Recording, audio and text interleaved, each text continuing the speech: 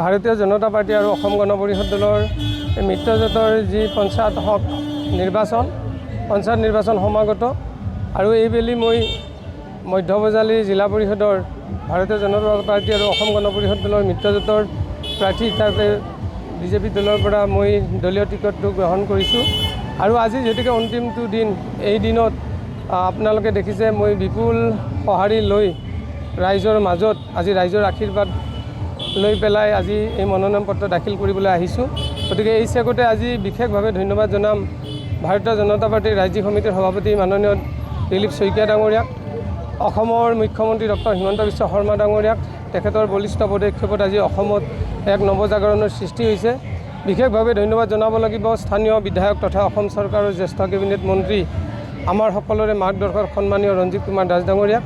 আজি তেখেতৰ নেতৃত্বত ভাৰতীয় জনতা পাৰ্টীয়ে বিশেষকৈ পূৰ্বৰ পাটাচাৰকুছি আৰু বৰ্তমান বজালী সমষ্টিয়ে এক গতি লভিছে। আমি ক'বলৈ গ'লে যে ৰাইজ আজি স্বতঃস্ফূৰ্তভাৱে ওলাই আহিছোঁ এইটো কাৰণতে যে ভাৰতবৰ্ষ স্বাধীন হোৱাৰ পিছত মাননীয় বিধায়ক তথা মন্ত্ৰী মহোদয় ৰঞ্জিত কুমাৰ দাস ডাঙৰীয়াৰ নেতৃত্বত বিগত সময়ছোৱাত সামগ্ৰিকভাৱে যি গ্ৰামাঞ্চলৰ উন্নয়ন হৈছে তাৰ বাবে আজি গাঁওবাসী অতি সুখ অনুভৱ কৰি আছে। যাৰ কাৰণে হয়তো সকলোৱে পণ লৈছে যে আগত পঞ্চায়ত নিৰ্বাচনত ভাৰতীয় জনতা পাৰ্টি আৰু অসম গণ পৰিষদ দলৰ যিয়ে নহওক কিয় আমাৰ মিত্ৰ দলৰ প্ৰাৰ্থীক জয়যুক্ত কৰি আপোনালোকক ভোট কিয় দিব এইবাৰ ৰাইজে? নিশ্চয়কৈ আমাৰ ভোট কামৰ পৰিচয়তে ভোট ল'ব। কাৰণ ভাৰতীয় জনতা পাৰ্টি এটি নীতি আদৰ্শ থকা দল আৰু অসম গণ পৰিষদ দলো এটি নীতি আদৰ্শ থকা দল।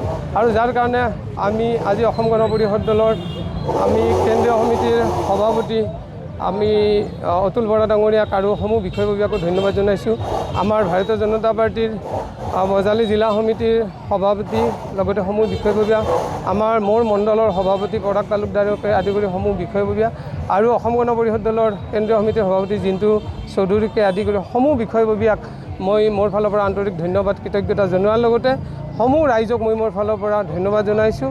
আৰু আশা কৰিছোঁ অসম গণ পৰিষদ দল আৰু ভাৰতীয় জনতা পাৰ্টিৰ নেতৃত্বত এইবেলি আমাৰ বজালী সমষ্টিৰ যিকেইটা জিলা পৰিষদৰ আমাৰ আসন আছে এই আটাইকেইটা আসনে দখল কৰিবলৈ সক্ষম হ'ব।